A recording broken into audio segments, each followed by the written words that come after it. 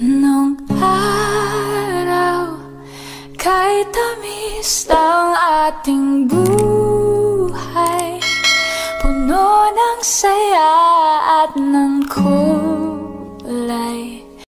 Mami, I want this po. Tsaka ito pa po. Buy this, mommy, please. Nagpapi-eyes pa ang anak niya habang nakatingin sa akin. Nasa mall kasi kami ngayon, bala kong ipasyal ang mga ito at paglaruin sa pambatang laruan. Later, sweetie ha, maglalaro muna kayo nila Kuya Kevin mo and Kuya Joseph. Ayaw mo bang mag-play on the swing or mag-play sa maraming colorful balls? Ngiting saad ko dito. Mami, I want to play basketball. Kami ni Kuya Joseph, di ba kuya? Sabad na saad ni Kevin sa amin. Later din, big boys. Basta, play muna kayo sa loob, okay ba iyon? Kausap ko sa dalawang lalaking anak ko. Yes, mommy. Sabay na saad ng mga ito. Pinaglaro ko ang tatlo sa pambatang laruan. Ang yaya Elsie naman ay nakabantay lang sa labas. Hindi ko kasi pinapapasok dahil gusto kong matuto ang mga anak ko sa loob. Saka di naman delikado dahil pambata iyon. Hindi sila madidiskrasya doon. Siguro mga 3 oras ko silang pinalaro, pati na ang basketball ng dalawa. Saka kami nagpasyang pumunta sa mga toys para bumili ng mga laruan. Nakasunod lang ang yaya ng mga anak ko, habang ang dalawang kambal kong lalaki ay nakasunod din sa akin. Hinawakan ko sa kamay si Brianna. Nakatuon ang focus ko sa pamimili ng mga laruan nila, kaya di ko napansin na nawala na pala si Brianna. Saka ko lang nakita na wala na si Brianna sa gilid ko. Pati si Yaya Elsie di rin napansin. Yaya Elsie? Si Brianna ho. Tanong ko dito. Abay, dyan lang ho siya kanina noong nakita ko po sa gilid ninyo. Sagot naman ito. Ha? Naku po, saan ba ang batang iyon? Yaya Elsie, kayo na po muna ang bahal sa dalawang ito. Hahanapin ko po muna si Brianna. Saad ko sa yaya. Sige ho ma'am, dito lang ho muna kami. Wika naman ito. Kevin, Joseph, magbehave kayo kay yaya, okay? Hanapin ko pa ang kapatid ninyo. Naiintindihan ninyo? Baling ko sa dalawa. Yes, ma'am. Sagot naman ng dalawa. Parang pusang hindi ako mapaanak sa mga sandaling iyon. Pabalik-balik akong naghahanap ng naghahanap. Kapag hindi ko talaga makita si Brianna ngayon, kailangan ko nang i-check ang CCTV nitong mall para makita kung nasaan ang bunsong anak ko. Nang may dumaan na mag-asawa, itinanong ko ito. Excuse me, may nakita ho ba kayong batang babae na mga 5 taon ng edad? Naka-purple short po siya at naka-peach na blouse saka headband ng pink po. May rubber shoes din siyang purple. Ito po yung tsura niya. Baka napansin niyo po. Wika ko sa 2 taong nakasalubong ko. Mata man itong tiningnan ng bata sa cellphone ko. Pero lang sandali lang ay umiling-iling ang mga ito. I'm sorry ma'am, wala ho kaming nakitang ganyang bata. Sabay na saad ng 2 mag-asawa. Sige ho, salamat po. Wika ako sa mga ito saka ako tumalikod at hinanap muli ang anak ko. My God, Brianna, nasaan ka ba? Please baby, huwag mo naman pahirapan si mami. Umiiyak ko ng bulong sa sarili ko. Hindi ko alam kung ano ang gagawin ko kapag may nangyaring masama sa anak ko. Masisiraan talaga ako ng bait. Bubulong-bulong kong wika sa sarili ko. Hanggang sa napunta ako sa isang nagtitinda ng cotton candy.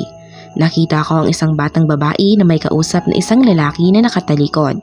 Kaya di ko makita kung sino at kung ano ang itsura nito. Mabilis akong naglakad palapit sa anak ko. Di nga ako nagkamali, si Brianna nga ang batang babae.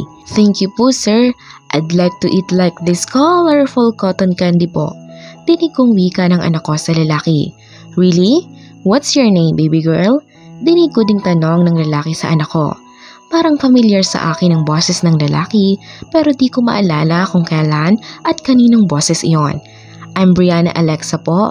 Dinig ko pa ding sagot ng anak ko. Sa narinig ay mabilis ko itong tinawag at sinugod ng yakap. Brianna anak?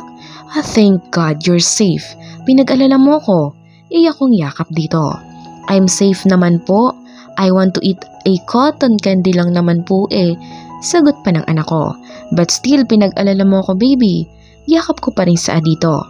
Pero habang kayakap ko ang anak ko'y, naramdaman ko ang paninitig ng taong kasama ni Brianna kanina. Noon ako napatingala dito para sana magpasalamat, pero ganoon na lamang ang pagkabigla ko nang makita ko kung sino ang taong iyon. Walang iba kundi ang ama ng mga anak niya, si Brix Montojo. Hilary? Hilary, ikaw nga ba ito? Saad ng lalaki sa akin. Buong akala ko'y Handa na akong makitang muli si Briggs at ipakilala ang mga anak ko sa ama nila. Pero bakit ngayon pakiramdam ko natataranta ako at natatakot? Magsasalita pa sana ako nang magsalita si Brianna, ang anak ko. Mommy, please meet Tito Briggs. Is this a coincidence? Kapalangalan niya po sila Kuya Kevin at Kuya Joseph? Inosenteng tanong ng anak niya. Doon na ako sukol na sukol. Di na talaga ako nakapalag pa nang magtanong na sa akin si Briggs. Hilary? It means, may anak ka na at itong batang kasama ko'y anak mo din? 3 ba ang anak mo? Nag-asawa ka na ba? Sunod-sunod na tanong na lalaki sa kanya. Akma na sana akong sasagot dito pero naunahan ako ng anak ko. Mommy, why do Tito Briggs the same face like mine and Kuya Kevin, Kuya Joseph? Doon na talaga ako sukol na sukol. Baby, mamaya ko na sasagutin niyan ha. Tara na, let's go na, pupuntahan pa natin sila kuya mo. Saad ko dito. Okay, Mommy. Sagot naman ito. Briggs, sumunod ka sa akin. Baling kong saad dito. Tumango naman ang lalaki sa kanya, saka ito sumunod sa amin ni Brianna habang karga-karga ko ito. Bumalik ako sa 2 lalaki kong anak na hawak-hawak ni Yaya Elsie. Yaya Elsie, sumunod ka sa amin sa restaurant, doon na tayo kakain ng lunch. Hawakan mo ng maigi ang 2 iyan. Wika ko sa nani ng mga anak ko. Sige ho, ma'am. Sagot nito. Pero hindi nakaligtas sa mga mata ko ang matiim na titigan ng mag-ama sa isa't isa. Lalo na si Joseph, ang panganay ko. Titig na titig ito kay Briggs, gayon din ang lalaki. Sa restaurant, matapos kaming mag-order at naghintay na lamang sa pagkain, ay sinimulan ko ng ipakilala ang mga anak ko sa lalaking kasama namin ngayon. Briggs Joseph, Briggs Kevin, Brianna Alexa. Ang lalaking kasama natin ngayon ay ang Daddy Briggs nyo. Pakilala kong saad sa mga anak ko. Really, Mommy? Siya ang daddy ko? Si Brianna na excited na nagtatanong. Yes, sweetie. He's your dad. Wika ko dito. Tiningnan ko ang 2 anak kong lalaki, nakatitig lang ito kay Briggs. Ganoon din ang lalaki sa mga anak niya. Kayo po ba ang daddy ko? Si Kevin ang nagtanong. Big boy, hindi ko alam na may anak pala kami ng mami nyo, pero hindi ko maitatanggi na galing talaga kayo sa akin. Because we are the same face. Saad ni Briggs sa 2 lalaking anak niya. Joseph, please meet your dad. Saad kong baling sa anak kong lalaki. Hello, Daddy. Nice to meet you po. Tipid na wika ako dito. Hilary, hindi ko alam kung ano ang ginawa kong kabutihan pero sobrang blessed ko dahil binigyan mo ko ng anak. Triplets pa. Masayang wika nito sa akin. Tipid naman akong umiti dito. 5 buwan nang lumipas nang magkakilala na ang mag-ama. At araw-araw na din siyang nililigawan ni Briggs hanggang sa nakapagdesisyon na siyang bigyan ito ng pagkakataong patunayan ng sarili nito sa akin, pati na din sa mga anak namin. Unti-unti ko na din natutunang mahalin ito. Mabait ang binata sa kanya at mahal na mahal nito ang mga anak niya. Tuwang-tuwa din ang daddy ni Briggs nang malaman itong nagkaanak nga ito sa akin at triplets pa. Si Debbie naman gustong-gusto ding makasama at pinapasya lang anak kong babae. Halatang sabik ito sa mga pamangkin, kapag uuwi ito galing tapings ay may dala itong toys at dolls sa mga anak ko. Naspoil na nga masyado ng dalaga ang mga anak niya. Hilary, hanggang ngayon ba ay wala pa rin akong pag-asa sa iyo? Hindi mo ba bibigyan ng kumpletong pamilya ang mga anak natin? Kasi ako, gustong-gusto ko iyon. Pero hindi ko magagawa iyon dahil parang wala ka namang balak na ibigay iyon sa mga anak natin. Lumalaki na din sila, Hilary. Mahabang wika ni Briggs sa akin. Actually, naisip ko na yon. Gusto kong maging isang buong pamilya kami. Dahil iyon naman talaga ang hiling ng mga anak ko na sana kasama daw namin ang daddy ng mga ito sa iisang bahay. Ganoon din ang suwestyon ng parents niya. Saka mahal ko naman si Briggs kaya hindi mahirap gawin iyon. Dahil hindi naman siya manhid upang di maramdaman na mahal din siya ng lalaki. Briggs, matagal ko nang napagpasyahan at naisip iyan. Oo, ibibigay ko ang gusto ng mga anak natin para maging buo at kumpletong pamilya na tayo. Ngiting wika ko dito. What do you mean, Hilary? Naguguluhang tanong nito sa akin. Oo, tinatanggap na kita, Briggs. Tinatanggap na kita dahil hindi lang para sa mga anak natin, kundi mahal kita. Saad ko dito. Salamat, Hilary. Alam mo at naramdaman mo namang mahal kita. Kaya gusto kong pakasalan ka sa lalong madaling panahon. At ipinapangako ko sa iyong magiging masaya tayong dalawa. Hindi man ako mangangakong maging perfect husband sa iyo, Pero gagawin ko ang lahat para sa mga anak natin at para na din sa iyo. I love you so much, Hilary Grace Lopez. Masayang saad nito sa akin. I love you too, Bricks Montojo. Ngiting saad ko dito. Simula nang naging official na kaming magkasintahan ng binata, ay palagi itong pinapadama sa akin na sobrang mahal kami nito. Masaya din ang best friend niyang si Gemma nang makausap niya ito over the phone. Really? Talaga naman eh. Alam mo, tama ang desisyon mong bigyan ng second chance ang tungkol sa inyo ni Bricks. Biruin mo nga naman, nagkaroon pa kayo ng anak at higit sa lahat, triplets pa. Saka ang mas nakakamangha dahil mahal ka pala talaga ng lalaking iyon. Swerte mo talaga girl, dahil gwapo na, mayaman pa ang naging ama ng mga anak mo. Mahabang saad nito sa akin. Ano ka ba Gemma? Kahit pa mahirap lang si Bricks, kung talagang mahal ako ito'y ipaglalaban ko ito. Alam mo namang hindi ako tumitingin sa isang tao kapag doon mo naramdaman ang tunay na pagmamahal. Wala ka nang magagawa kundi sundin ito. Si Lexter kasi mayaman naman iyon, alam mo yun. Pero niloko niya ako Gemma. Kaya nakilala ko si Bricks ang tunay na nagmamahal sa akin. Sad ko pa. Well, tama ka naman. Pero napag-usapan niyo na ba ang kasal niyo? Huwag ninyong patagalin yan. May anak na kayo uy. Di na kayo binata at dalaga pa. Uwi ka pa nito. Napag-usapan na namin ang tungkol dyan Gemma. Pero hindi ko naman siya minamadali dahil marami pa kaming dapat asikasuhin. Lalo na ang pag-aayos ng apelyado ng mga anak ko.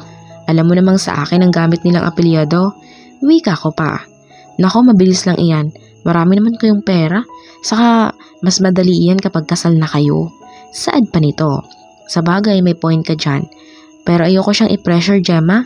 Hihintayin ko kung kailan siya magpo-propose. Ayoko siyang madaliin. Wika ko pa. Alam mo girl, huwag mo nang antaying mag-propose siya. Ikaw na magkusa noon. Saka alam ko namang papayag si Bricks na magpakasal ka. Pwede ba Gemma? Ayan ka na naman eh. Hindi ka makapaghintay. Saka, ikaw ba itong pakakasalan? E mukhang excited ka pa sa akin eh. Putol kong wika dito. Arte nito huy. Para sabihin ko sa'yo, gusto ko lang talagang makitang naglalakad ka sa aisle ng simbahan. Nako, ini-imagine ko palang kinikilig na ako. Alam kong mas lalo kang gaganda kapag suot mo na ang wedding gown mo. Saad pa nito? Ang dami mong alam.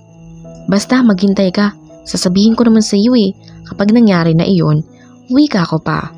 Pero matanong nga kita Hilary, wala bang ibang babae o nagkaroon ng ibang babae si Bricks? Kasi imposible naman yatang binata pa rin siya, di ba? Imagine, 5 taon kang nasa abroad at nagtago. Tapos pag uwi mo, single pa rin siya. Don't tell me, hinintay ka niya. Tanong pa nito sa akin sa kabilang linya. Siyang tunay, Gemma. Hinintay nga ako nito. Wika ako dito. Ay, ang haba naman ng hair mo, te. Kung totoo man yan, ikaw na ang maganda at pinagpala, no? Saad pa nito? Ano ka ba? Siyempre hindi naman lahat ng tao ay malas sa pag-ibig. At hindi naman lingid sa kaalaman mo na maging ako'y minalas din. Hindi ko nga alam kung bakit nagawa iyon sa akin ng taong pinagkakatiwalaan ko at minahal ko. Siguro tama ka. Kami nga talaga siguro para sa isa't isa ni Bricks. Saan ko ba dito sa telepono? Umupo na talaga ako ng tuluyan sa sofa para makipagchika sa kaibigan ko. Pero matanong ko nga, nagkaroon ba ng past relationship si Bricks sa iba Hilary? Tanong pa nito. Well, oo naman ano. Siyempre maraming hahabol-habol kay Bricks dahil gwapo naman ito at mayaman. Wika ko pa.